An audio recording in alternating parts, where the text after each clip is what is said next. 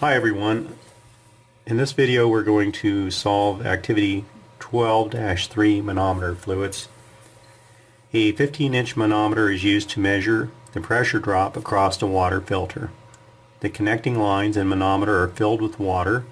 So this has got water in it all the way down to here. We're going to have to correct for that. The manometer fluid must not be miscible with water. A clean filter has a pressure drop of 1 psi differential. A dirty filter has a pressure drop of 15 psi differential. So let's just take the maximum pressure differential to be 5 pounds. So if we do that, we can go look on our table and we can see 1 psi equals, now this is the table on page 108. You can use this one or a different one if you'd like. And here's pounds per square inch. 1 pound per square inch equals 27.7 inches of water column. Okay, and that's a 5 psi pressure difference corresponds to 138.5 inches water column. But we only have 15 inches.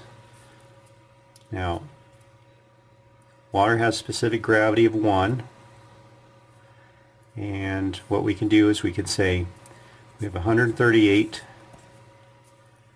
inches of water column that we need to deal with, and it has to be in 15 inches. So what does that number work out to be? 9.23. So what this is saying is that whatever fluid we pick has to have a specific gravity greater than 9.23. So if I said my pressure was 138.5 inches of water column, and that's equal to whatever the mystery fluid is in height times the specific gravity of the mystery fluid that we have yet to find. We set this one to be 15, and then we're solving for the specific gravity. So let's write that again, as though it was kind of confusing up here.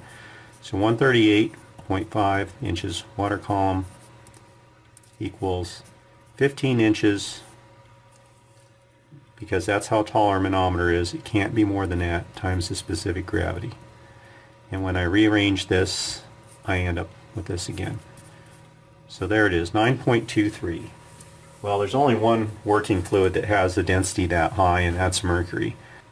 So we're going to call for using mercury, and it's immiscible.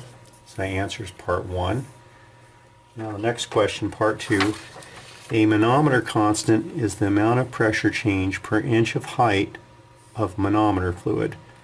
What is the manometer constant to convert inches of manometer fluid to inches of water, psi differential? There's liquid water in this part of the manometer that we have to correct for. And we know that mercury has a specific gravity, 13.6. So when we look at our manometer, I'll just draw one here. If this were filled with air, remember the way we do it, we go from the lowest point of the working fluid up to the highest point of the working fluid to get H. And that's going to be 15 inches in this case. Or if we said it's 1 inch, but let's say it's going to be 15 inches maximum. And we'd say that the pressure equals specific gravity times H. And that's when there's air in here. And when there's water, when there's another fluid in here, we've got water in there. So here's my water. I've got 15 inches of water. So the real pressure is going to be equal to specific gravity of our working fluid, which is mercury, times H, minus specific gravity of the liquid in here, which is water, times H. So really we have 13.6 times H minus 1 times H. Really we're looking at 12.6 times H, and that's the pressure we're going to read. And the question is, what is the manometer constant in our meter? So we want PSI differential per inch of mercury column. So we could just set this to be equal to 1 and solve for the pressure. And we'd say the pressure equals 12.6 times 1 equals 12.6, but that's inches water column. And we need to convert this to PSI. So I've got my table here. So if I have 1 inch of water, I multiply by this number, 0.0361. 0.0361 PSI equals 1 inch water column. Now I can make that into a form of 1. 0.0361 PSI divided by 1 inch water column. That's equal to 1. Then I can multiply this by this 12.6 that I already have. So I'm going to end up with the pressure equal to 12.6 inches water column times inches water column. So those are going to cancel. Times 0.0361.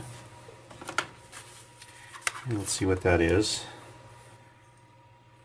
About 0.455. 0.455 psi per inch mercury.